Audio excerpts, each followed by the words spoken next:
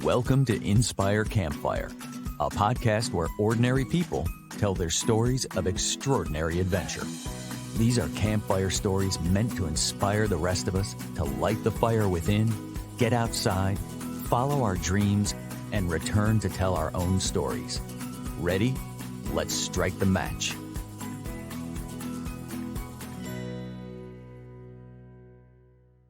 Welcome to the show. I am your host, Scott Wurtzbacher, and today we're going to talk about making space in our lives for the creativity and the freedom that ultimately all of us crave. As it turns out, it often takes discipline and commitment to a system for that clearing to happen.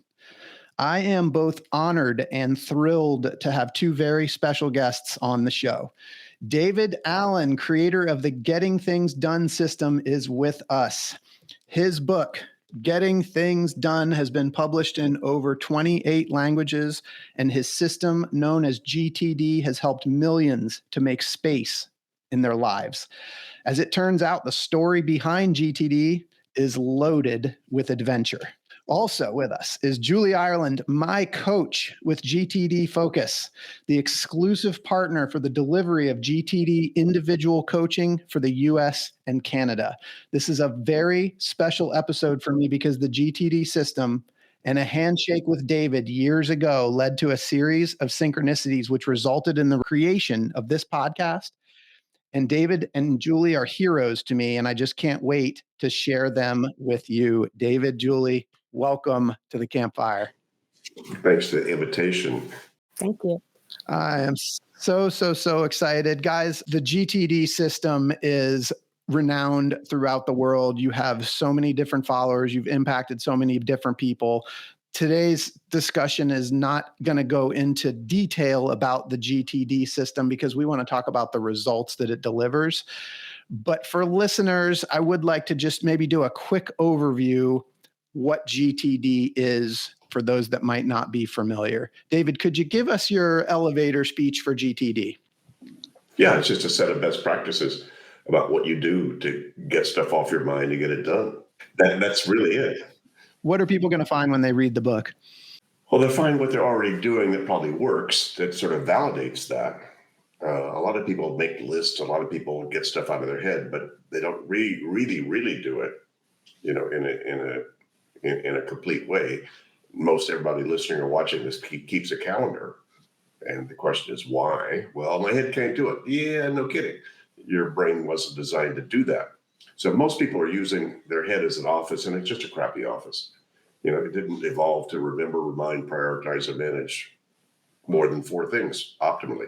If you got more than four things in your mind, you're not going to take a test as well. You're not going to be as present with your daughter. You're not going to be as innovative, creative, or strategic as you'd like to be. Period. Don't shoot the messenger. I came up with that, 40 years ago, that your head's for having ideas, but not for holding them. But now the cognitive scientists have basically validated that. The head is a crappy office. It is.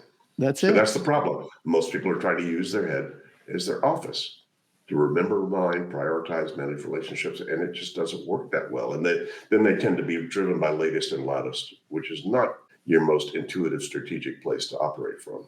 So the head is a crappy office. There is a solution, and we're going to get into that. And that's actually the title of our episode today. Julie, GTD Focus, tell us about that and the work that you're doing to deliver the GTD system. Awesome. Well, delighted to be here. So GTD Focus, as you said, we're the licensed distributor of one-on-one coaching in North America. So we've been doing that for years. It was really, we incorporated GTD Focus, and David, you can share a little about the history, but it was probably about 10 years ago when you officially moved to Amsterdam. I think that's when we were all really under the same roof. And then David and Catherine Allen took a very big, wild adventure and moved to Amsterdam. So we kind of really took the work we were already doing, which is kind of the blend of the getting things done thought process and all the cognitive science aspect of it, and we incorporated GTD Focus. So that's sort of like my basic elevator pitch about it. Yeah. So can you talk a little bit about how the two of you came to work together? I don't remember. Well, I do. She does. I'll kind of try to give you the short version of the story, but like I had a very big adventure, which was my life. I was living in San Francisco. I had a very stressful, yet like wonderful corporate professional life. And I didn't have any of these skills or practices back then, but I was just unhappy and I didn't know what to do about that. So I took a big adventure. I moved to Los Angeles and lo and behold, met John and Kelly Forrester. They introduced me to getting things done. And it just so happened that David was doing a seminar in LA and I knew nothing about it, like 0%. But I love to learn. And I like, they were really excited about it. So I went and I tell the story because first of all, something happened to me right in the beginning of that thing. Like I was sitting in the audience going like, what is this guy up to? I could feel the magnitude of it. And then we did the mind sweep exercise and I already felt better. It was like, oh my God, this one simple thing. And then we took a break after that. And I remember I was walking down the sidewalk on Wilshire Boulevard in Santa Monica going like, whatever this guy is up to, I want to be a part of it. It planted a seed in me. And then, it was really through John and Kelly that I got to introduce to David and Catherine. And I was having lunch one day with Catherine and Alan Ojai. And like my famous quote was like, please hire me, all of my experiences in the future. I love that. That is the best quote. Please hire me, all of my experiences in the future. Just so you know, like it's all in the future, but I'm willing. And it was like, I couldn't start to cry a little because I'm so grateful for that. That was a lot of me, getting outside of my head, following my intuition and my heart really. So Julie, just to kind of add on that though, like you're attracted to what you heard at this seminar, you kind of go through the motions, like yep. GTD is for you, but how do you go from, an implementer to leading a movement and coaching people through it themselves? Well, like, David has said, and that I always describe to you teach what you need to learn. So, it'll be 19 years, David, if you can believe it, in August since I started, and I'm still as much the student as I am the teacher. So, there's the thing about getting things done. There's no end to the depth and breadth of this. It's like you just keep opening up, deeper channels. For me, the kind of discovery and uncovery of deeper, wider, open loops. I have all kinds of stories. It's so funny, David. I like a lot of my stories. You probably don't remember, but they were really some of the conversations we had and the kind of the profoundness that came out of that. Just like that's just an open loop, Julie. And how to like work with that. I just continue to evolve and refine my practices. And as I do that, and as all of our coaches do that, and all of the GTD trainers, we keep serving people more lovingly and powerfully. So I want to ask either of you really, who is this system for? Anybody with a busy life that wants to stay more on top of it instead of buried by it. Anyone with a busy life. Is there anybody you would say that book is not for? People who don't want to change, don't want to grow, don't want to have their life any different than it currently is. They're satisfied. Or they may be a little attached to reactivity. I don't want to say anything like negative about that, but I think, there probably are some people that do kind of love the busy trap.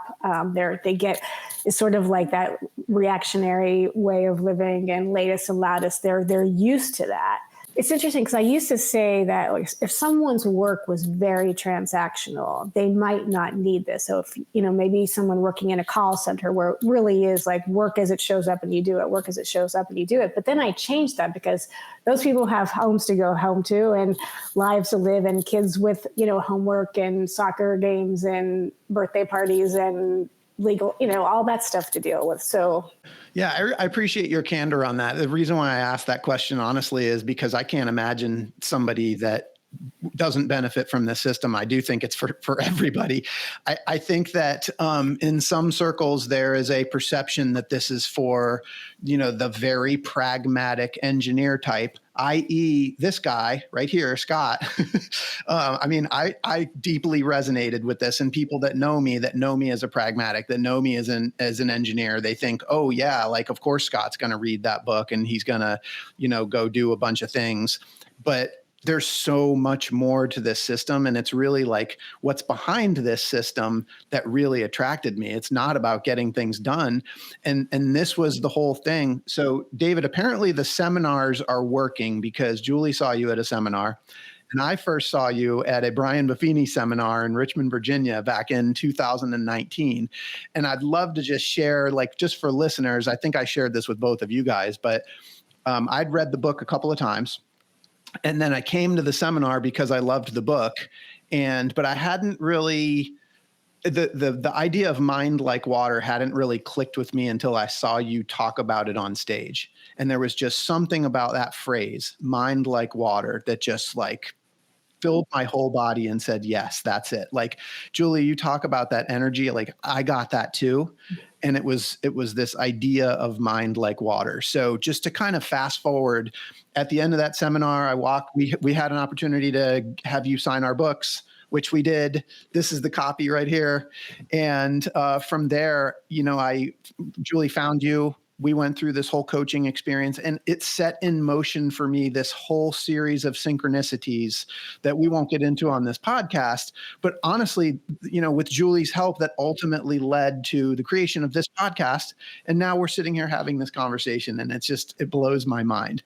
So I'm so excited about that. And I'm so thankful, but I'm curious, like, your thoughts on, like, if there is a perception that this is for pragmatic people only. Can you just speak to that? I'm not sure what you mean by just pragmatic people. I mean, everybody's pragmatic. I mean, everybody wants to get stuff done. I suppose you mean people who are engineer types or people who like to have a system to make things happen in that way. But come on, the basics of getting things done is just the basics of productivity. What are you trying to accomplish, and how do you allocate or reallocate your resources to make it happen? I mean, a very good friend of mine, and Julie's too, Eric Mack, who homeschooled 5 of his daughters. I mean, these girls were like 2, 3, 4 years old, and he would bring them in for Christmas, before Christmas, and say, okay, let's brainstorm. How would you like Christmas to be? And they go up to a whiteboard, and they would generate ideas. We'll have a tree, and we'll have decorations, and we'll do whatever. He said, yeah, but we don't have that now. What do you think we need to do? Oh, we need to get a tree. Oh, my goodness. So, people have often asked, how old does somebody need to be to get GTD? I say, well, how old do they need to be to catch what they want to have happen and what they might need to do to make it happen? I don't know, 3, 4, 5 years old. Right? So it's really about that. That is outcome and action thinking. But we don't seem to be born doing that or knowing that. Maybe we are, and it's just, trained out of us at a very early age. But, Scott, you didn't hop out of your mom and say, gee, Mom, what exactly are we trying to accomplish? And what's the next step? Is that yours or mine? It's like you're not born knowing how to cook spaghetti or do the tango or speak Dutch. These are things you have to learn. And so learning how to manage your thought process so that you're focused on what you want to focus on, and then organize your thinking and your focus and your attention to make sure that happens. That's really what the getting things done process is about. So I don't know that it's relegated to only, yes, it did take off in the tech world, because tech people are almost as lazy as me. They're the hardest working people to create stuff that allows people not to work so hard. Kind of crazy. And they love systems that have no leaks in them. They love intact processes, and they love something that gave them the tools to turbocharge their favorite tools, because GTD, as you know, is system agnostic. Doesn't mean you don't need a system. You just need whatever system you will work. Yeah. And it allowed them to then turbocharge a lot of what their favorite tools were. So, so it took off in that world for sure. Julie, curious if you have anything on that. Yeah, well, I guess there's so much I could say, but the first thing that comes to mind is then like the next piece of that is, oh, by the way, you're gonna if you have a body and you have any exposure to the world at all, you're gonna get a ton of input on a day-to-day basis. And you kind of need to learn how you're gonna manage that, because without some kind of system or, you're going to run the risk of just reacting to it and getting overwhelmed. Like, I remember Frank Soper, who is our CEO. We had our very first GTD Focus staff meeting, and he said, "What's our purpose? What are we doing?" And I said, "Oh, we're coaching people best practices with getting things done." But then I kind of really thought about it, and I said, "Well, I'm going to remember this exactly, but it was something like." We're teaching people that overwhelm is potentially just a choice. What if it's optional?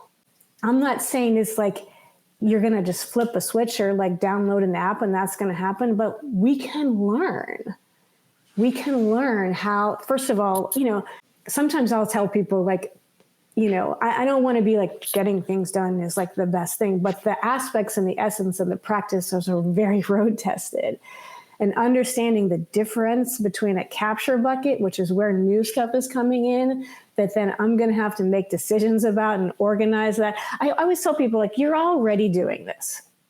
So you go to the supermarket and you get 2 bags of groceries and you put them on the kitchen table. You don't leave stuff there, right? You have to unpack and redistribute so that later on you're not trying to, cook a souffle rooting out of a grocery bag. Like you're already doing this. It's just that, learning how to do this with information, not just groceries, and not to like oversimplify it, obviously, but it's like, it's a really important skill to learn. Hey everyone, it's Scott here. Did you know that the members of my real estate team, W Realty Group, are listening to their own voices that call to adventure by setting big goals? Some of those goals include planning trips to Bali and the Kingdom of Bhutan, buying investment homes, and running the Chicago Marathon. At W Realty Group, we support and encourage these big goals and want to help turn them into reality. We're currently looking to add new members to the team. If you know a great real estate agent in the Charlotte, North Carolina area that would benefit from being part of our team, please send a text, an email, or give me a call. And know that when you support W Realty Group, you're also supporting this podcast. Thanks for listening. So this is an adventure podcast, right?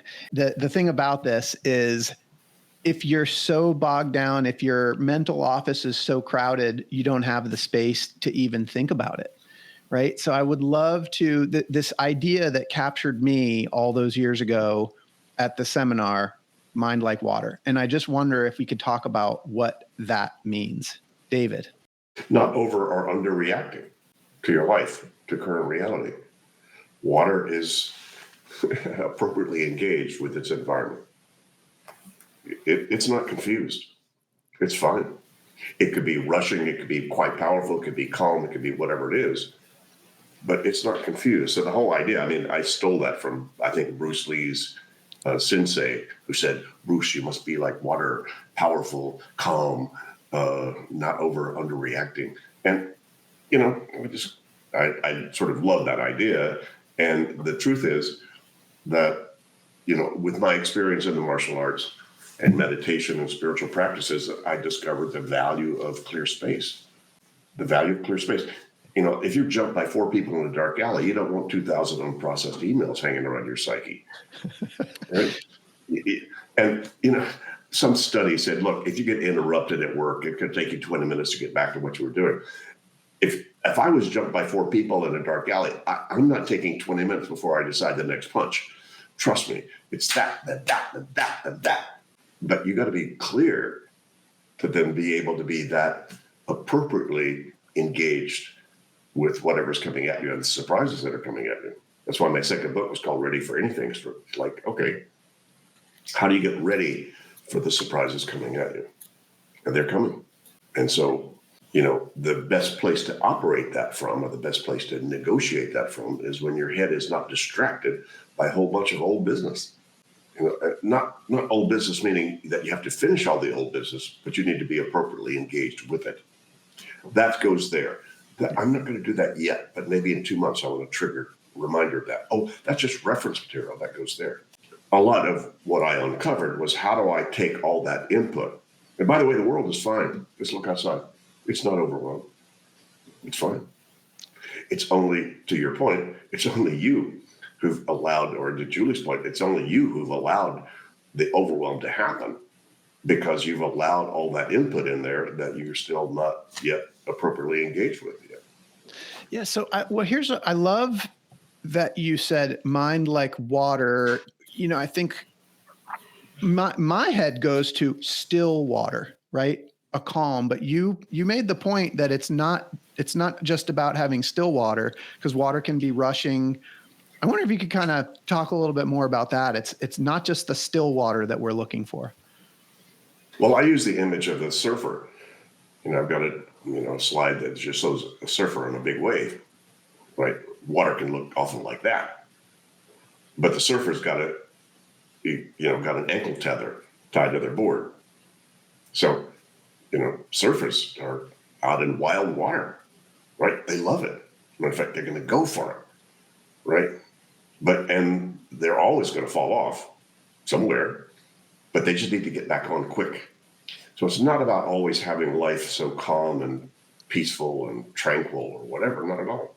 It's about discovering when you're off and then get back on. So, life can throw us off all the time. I'm off several times a day. I just know how to get back on pretty quick. Anytime you set some new goal, you're going to get off, because some new goal, you're already up to here. So some new goal means you got more stuff to do. Oh my God, which means you got to let some stuff go. You got to decide, is that better than this? Is that, what do I do now? So it's not about always being on. It's about being able to be on when you need to. Yeah. So David, this idea of mind like water, you said is something that you stole from Bruce Lee's Guru, but obviously it resonated for you at some point. Do you remember the time in your life when you heard that, or when it kind of clicked with you and you kind of attached to this idea of mind like water? I'm not sure, Scott. I was very attracted to the Zen aesthetic. Even in high school, I read Suzuki, I read Alan Watts. I just sort of loved that idea of simplicity and elegance. And I don't know, I was just attracted to that, maybe from another life or whatever. I wound up doing bonsai, and I wound up doing ikebana, flower arranging. And so the whole Zen aesthetic was always something quite attractive to me. When a friend of mine offered to teach me karate, I thought, that'd be cool, because I was not really that physical, up until then. I'd played a little tennis in high school, but not much else. But I was curious about the martial arts because it was so tied to the Zen idea. I said, okay, let me see what that's about. So I got into it from the more aesthetic, or the more, spiritual aspect of it. But then I found out I really liked hitting stuff. There's a both and. It was really fun to be able to do that, and the power. But a lot of, what I discovered was there was a lot of meditative, contemplative, reflective kind of time in the martial arts. So if you're really going to practice it, you need to be relaxed. You need to not be distracted. And so that sort of gave me what I then took as the image that I said, okay, that's what we need to get to out in this crazy world where we're letting, 300 emails a day come into our psyche. How do you stay on top of it? So as my life, and I did this mostly for myself to begin with, after my many jobs and professions or whatever, I just became a consultant. So I said, how do I get clear about all this? And then I wound up meeting a mentor of mine for a couple of years who taught me some of the key elements that became GTD. Get stuff out of your head. Decide next actions on all the stuff that have your attention. And then objectify that, put it out in an external system. And I went, wow, I mean, I wasn't really broken, but I started to implement what he asked me to do or what he challenged me to do. And I went, wow, that's way cool. I didn't realize how much different life could be if you did that. So that just became a lot of the core of what I was teaching, consulting, and then wound up training. We talked about kind of this sort of fascination with Eastern culture, Eastern practices, and then this connection of meeting a mentor. I wonder if you could just kind of elaborate on that sort of how that transpired from the Zen practice to the meeting of the mentor. Well, I don't really know. I mean, by that time, I dropped out of graduate school. I wanted to go find myself and God and truth and the universe. I was an American intellectual history major in Berkeley in graduate school in 1968. And then I said, instead of studying people who were enlightened, let me go find my own. So I dropped out, went on the self-exploration path. That led me to martial arts, meditation, spiritual explorations, and so forth. And so that was sort of but again, I wasn't a rice bowl and cave kind of guy. I like good looking girls and Chardonnay and things like that. So I said, okay, how do I support a lifestyle? So I had to go get jobs. So I became a really good number 2 guy. So I helped friends who were starting their businesses, had small entrepreneurs and their small businesses. So I just walked in and looked, how can I help? What can I do? And I'm Mr. Lazy, so I just look at what they were doing. How much easier can we do this? So I was looking at how they were doing stuff, and I say, well, I think we could get out of here a little earlier if we did this or that or that. And so now they call that process improvement. I just said, let's leave earlier, and then I'd fix it, and then I get bored, and I go find another job. Then I discovered they call people that do that, they pay them something, they like consultant. Like, oh my God, now I are one, couldn't spell it, and so that was kind of how I got into that world. But again, because I had this experience with sort of the inner world that I was exploring and the peace of the inner world, when you really got into that, and that the outer world tended to disturb that, but there probably could be a better way to do it. So the stuff that I was learning, I just learned I didn't wake up one morning with GTD. It was this long string of epiphanettes. Mm-hmm. Well, that piece worked. Oh, that piece worked. Oh, that. And I did this mostly for myself. And then I turned around and started to use the same techniques and share them with my consulting clients, produce the same results for them. More stability, more control, more focus, more space to focus about the meaningful stuff. And wow, that's cool. Then some guy in the big corporate world saw what I was doing and said, we need that in our whole company. Can you design a training program around what you've come up with as opposed to just one-on-one? So I did. It was quite successful. And that thrust me into the corporate training world because they were the hungriest people for what I'd come up with. And this is the path to GTD, but I would be remiss if I don't ask you, because this is the stuff that lights me up. David, I think you said you dropped out of graduate school because you had to go find yourself, God, the universe. And I'm really curious, what did you find in that exploration? Well, God, truth, and the universe, at least my version of it. As best I can understand it. I'm still working on that. That's a big study out there.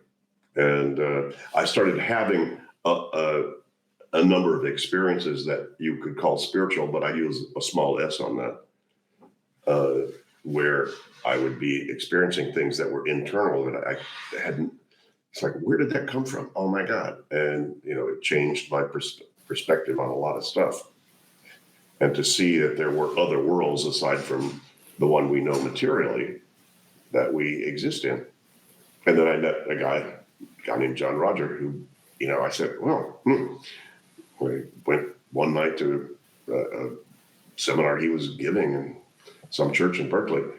And I went, oh, this guy seems to know what he's doing. He seemed to be ahead of me in terms of exploring whatever all that was about. I said, well, I'll hang out with him like I'd hung out with some other people to say, let me see what he knows, then I'll go find something else.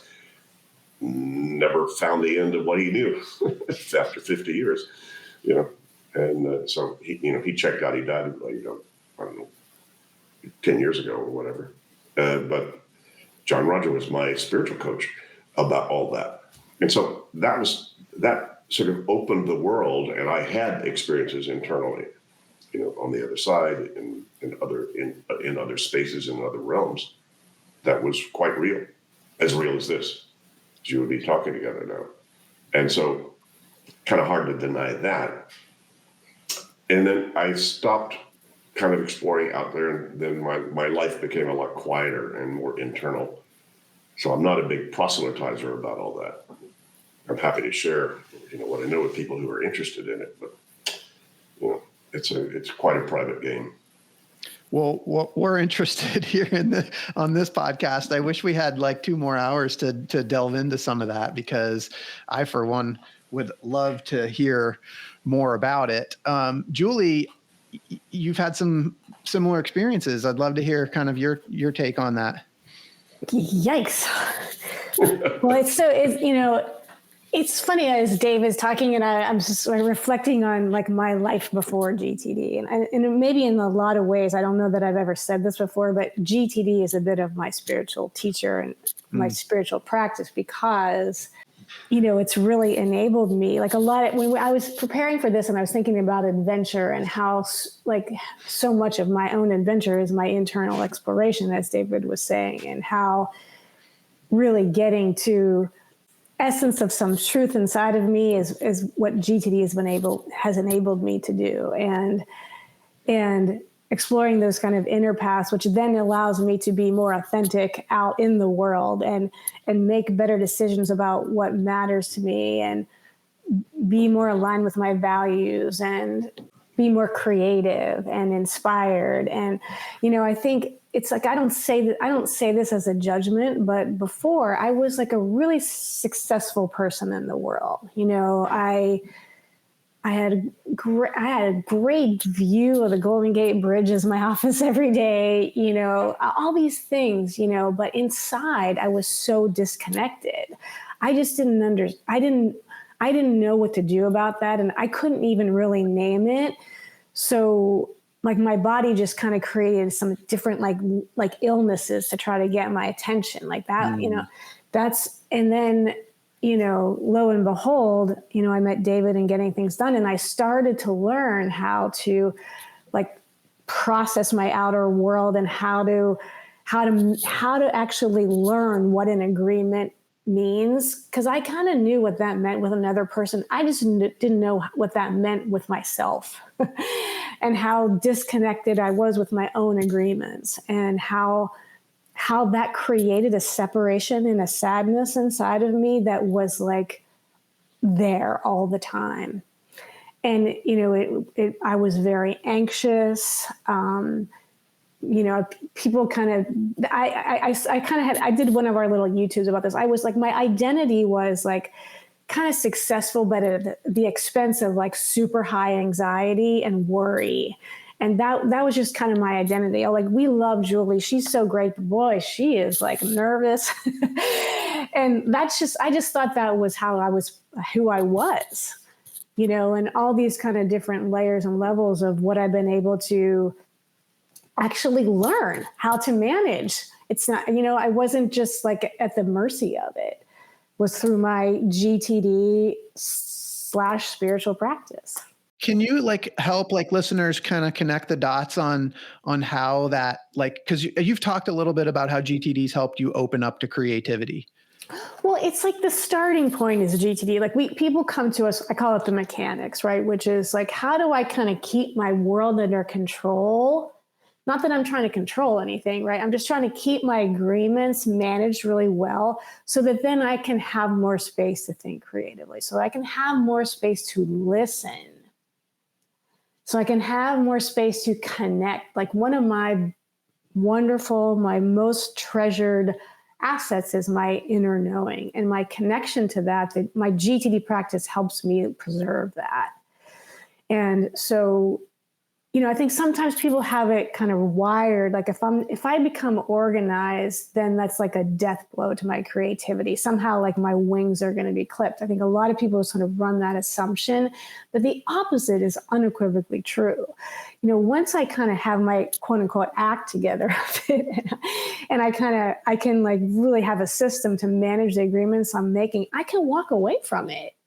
Or I can renegotiate it, or I can actually, like David talks a lot about making space, like to think about what's really true and what I want to engage in or what I might want to move away from. There's a practice to that. It's not just some like divine dispensation. Like it's, there's processes to follow, and there's like I don't really love this word, but a bit of a soft discipline to it. So that I know how to generate control when I need it, and I know how to generate perspective when I need it. Those are within my responsible, purview, so to speak. Let me add to that, Julie. One of the things I've said is that you're most creative when you have the freedom to make a mess. But if you're in a mess, you don't have the freedom to make one. Like cooking. Like you walk into a messy kitchen, you don't have the freedom to go make another mess. You need to clean up your kitchen so that then you have the freedom to make a mess and create something you never created before and do whatever. So, it's so to Julie's point, look, you need to be clear to then give yourself the freedom to be unclear, which is where a lot of the creativity comes from. It's like my comfort with being weird, wild, crazy, out of the box, and that kind of stuff. Hard to do if you're already out of the box, or if you don't have a box, or your box is, overloaded or whatever. And you've heard the story, Scott. David, I don't know if you've heard the story, but I had like I say this really sincerely, like a lifetime open loop around creativity. My definition of that is artistic expression. So I was like the kid in school that like would like watch everybody like finger paint and like do all that stuff. And I was like sitting at my desk, just waiting for the clock, the time to be over so I could just like, and that was a thing that was with me. And it would have been okay if it didn't make me sad. And I wanted to do it. I just couldn't do it. So fast forward, as I, got into the book, The Artist's Way, which was very transformative for me, which led to this conversation that David, you probably don't remember this. We were in Washington, D.C. We were kind of co-coaching a company there. And, you looked at me like those eyes, they're like massive truth serum eyes. And you were like, what's going on in your life? And I was like, well, everything's great, but I'm not really doing anything creative. And I was kind of whining a little bit about it. And you were like, well, why don't you make it a project? Like, go find a class or something. And I was like, oh, all right. Ha, ha, ha, ha, ha. Can we have another Chardonnay? Yeah, so I did. I made a project, which was to find, I think I was like very clear about the commitment. I was so nervous about it that I'm just going to explore painting classes or something like that, which led me to, a wonderful teacher, which led me to like these painting, I was like, I kind of went from like, the project was, explore my creativity to like find a storage room for my paintings. Like, but that came out of that conversation, which is like, what you want something to be different. Like, so what's the outcome? The outcome is I want to stop feeling sad and anxious about this like open loop. Okay, great. Let's, what's the outcome? What's the next action? And, I say this really sincerely, like now those open loops that come up for me, like I'm still feeling anxious about something, or like, whatever it is, it's like, what's the outcome? Is it something I can commit to, first of all? But if I can, what's the outcome? And then what's the next action? And now all of a sudden I got some momentum going. And, it can be, sometimes it's very difficult things. I've coached people through myself, you've heard some stories, Scott.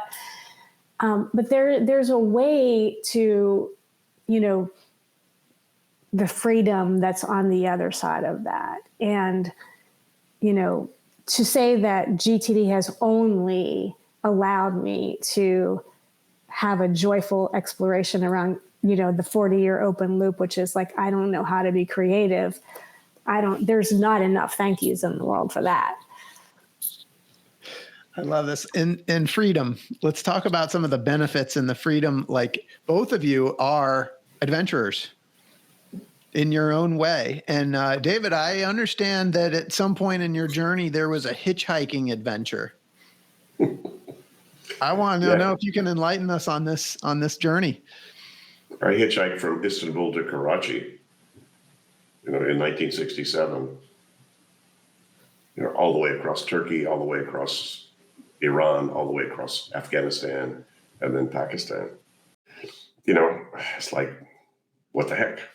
I was on I guess my first risk and adventure was deciding to go to a college that had no grades, that supported a lot of independent study.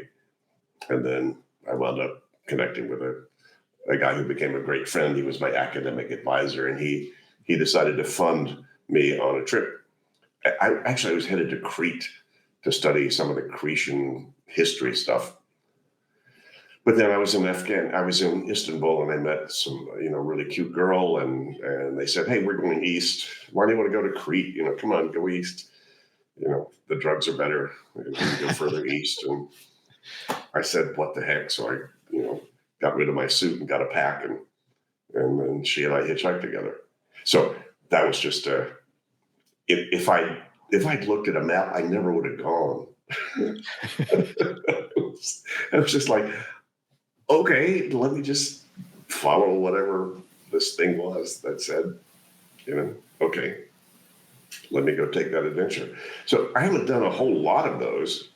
I guess if you, sort of backtrack, there were a number of things that I did that were sort of out of the box kind of things.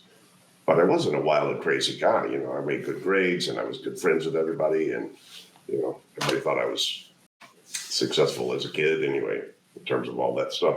So I wasn't like really out of the box, but I just made some decisions along the way. I decided to, for instance, to apply for a 1-year exchange program, American Field Service, when I was in high school, and take a year out. I got accepted, so I spent a year living with a Swiss family outside of Zurich and going to a Swiss school. And, that was kind of risky stuff to do. So, yeah, I've done a few of those kinds of things.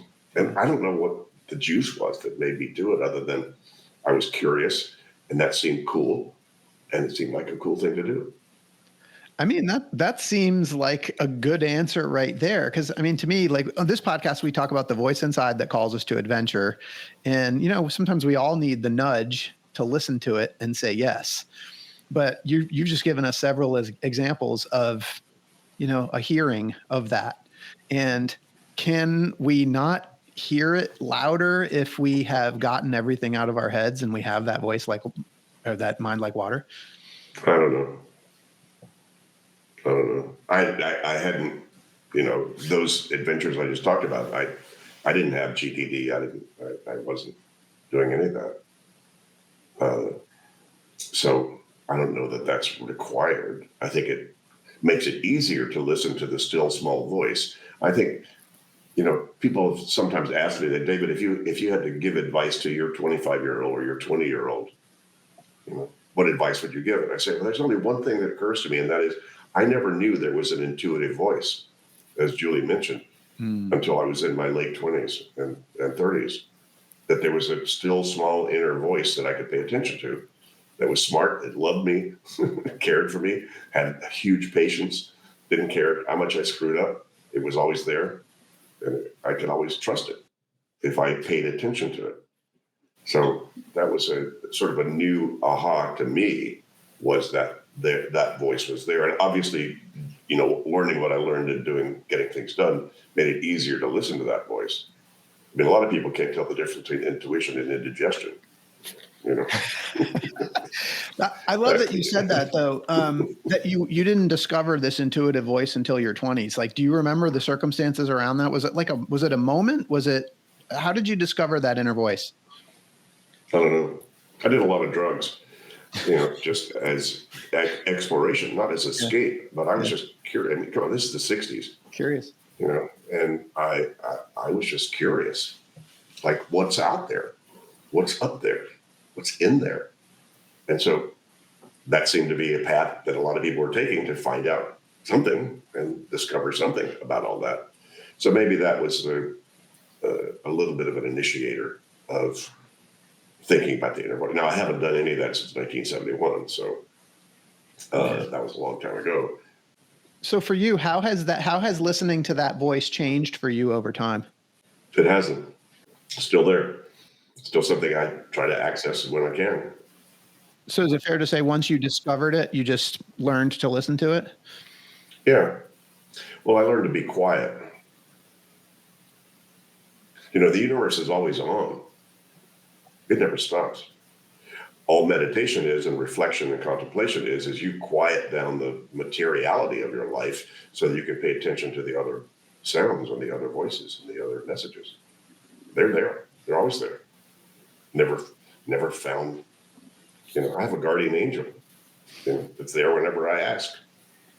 I just forget to ask a lot. And Julie, you are no stranger to adventure as well. And when you and I first met, I think you were getting ready to go on a camping trip when we first met. I was like, okay, I know this is the person for me. Well, it's funny. I, was thinking about how I don't really think of myself as adventurous. Like it's like an adjective I'm not really familiar with. And yet I was thinking about my godson, Quincy. He's 17 now, but when he was like 5, he made me this little plaque. It was like a 4x4 inch square. And it said, Julie, ! Creative! Adventurous! I think I treasure it because it was like, he was so little and he didn't really know me that well. And yet those are the 2 words he came up with, which I just think it's so funny. I was like, wow, I didn't say organized. But I do think it's a lot of that for me it's still following my intuition. It's like, what's my heart calling me into? What am I afraid of? Yeah. That whole experience I had, that was a mastermind. It was a women's leadership mastermind. And the culmination was kind of the, like, we're going to take you out into the wilderness and kind of do that aspect of it. But like, to me, like, that wasn't really, it's funny. Like, I think maybe you and I just have a little different reference point for it. That all was still very much like the inner exploration for me. And what I was letting at the time get in the way of me showing up in the full, it's like one of my greatest teachers is resistance. And like, bless you, David Allen, a million times over, David was the book. David and Catherine bought me the book, The War of Art. Signed copy of it by Stephen Pressfield. And, it's like the hair stands on my neck when I was kind of really angry about it at first. I was like, this is a crappy gift. Until I realized it was like the gift of a lifetime. And how, it's like there's adventure and there's resistance, right? It's like whose voice is a little louder, and that's been a humble journey for me. Well, I really appreciate it. The one thing I want to touch on before we wrap up here is that, we kind of started about talking about the different audiences, right? And we talked about the engineer and the pragmatic, but we've touched on the spiritual realm as well. And I feel like the GTD system and some of what we've talked about today really, to use the Eastern term, exemplifies the yin and yang of life, right? Because in order to find freedom, you have to have discipline. And I do feel like we kind of live in this sort of black and white world right now where it's either or. And I think that the world needs more of the both and. And I'm just curious if you guys have any kind of thoughts or input on that. Well, from my experience of the martial arts, power is generated based upon your ability to relax. If you want to create a powerful punch, you can't already be stressed. You have to relax. Then you can make a very powerful move. But I mean, come and look at really, really, really good athletes. What are they spending a lot of time doing? Stretching, relaxing, getting ready to go out there to then perform at a high performance level. But the need for relaxation. And a friend of mine now wrote a great book called Brain Change, a physician and teacher in the University of Brussels. Theo Compernoli wrote a book about brain change. And his rant was basically people are not letting their brains relax.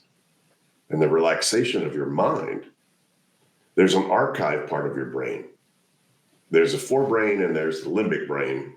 But then there's another part of your brain that needs to make sense out of all the complexity and weirdness and overwhelm stuff and inputs that we get just on a daily basis. That's why you need to sleep. That's why you need naps. That's why you need to rest. You need to stop and let your brain sort of reconfigure and recalibrate and refocus. And there's a part of your brain that needs time to do that. That won't happen by itself. And that's where a lot of people burn out, is they don't give themselves permission to do that kind of rest, relaxation, back off from the world. So backing off from your world, has infinite variety of benefits, for all of us. So, power comes from relaxation. I love this. Julie, any thoughts on this? It's like, I don't even know where to start. The first thing that occurs to me about yin and yang is a little bit like and maybe this is like, I don't know if this is accurate, David, you can comment, but like, I kind of look at also like the resonance with control and perspective. Like there's control, kind of keeping my work kind of under control so that I can have more perspective, and how those two things are that continuum. It's like a continual, ever kind of evolving process. And, paying attention, like sometimes I need more yin and sometimes I need more yang. But I'm doing that really consciously. And, I think most things exist in but that either or, to me, if it's like really too black and white, we're probably not seeing the other piece of it. So what am I doing that's keeping myself from kind of seeing that other aspect of that thing? Because as much as I love the color black and I love the color white, I think most things, it's like always, everything is both. Yeah. Thank you for that. I really appreciate it. I just want to say thank you guys to both of you, because you have impacted my life personally, deeply. We wouldn't be obviously having this conversation, sharing this with listeners, if we hadn't had this series of events that started all these years ago. And I'm deeply grateful for the system and what you guys have helped me with. David, you have a new book just out called Team, which I have devoured. And Julie's got her copy as well. And it's what I love about this is my day job is as a real estate broker, and I have a real estate team. And my whole team actually, we read a book every quarter. And a couple of years ago, we did Getting Things Done together as a team.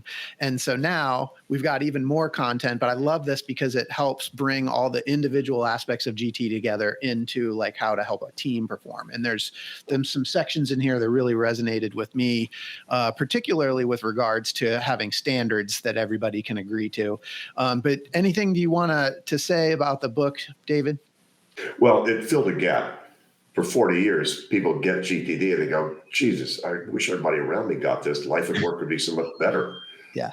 If we could do that. And I never had the bandwidth or the opportunity or the inspiration really to try to create some sort of a manual about how to do that. I knew that these individual practices, if I walked into your team, first question would be, what's got your team's attention right now? What's not on cruise control? And then what are you going to do about it? And who's going to do that? And where are you going to park the results of that? So it's all the capture, clarify, organize, and reflect stuff just applied to the team basis. And, my co-author, Ed Lamont, our GTD partner in the UK, we were having lunch about 4 years ago in Amsterdam. And we just said, he's been working a lot more than I have in the last 10 years or so with senior teams that had been trained in GTD, and then watching how that affected positively their culture around them. But he said, I don't think we need to leave this ad hoc to just happen.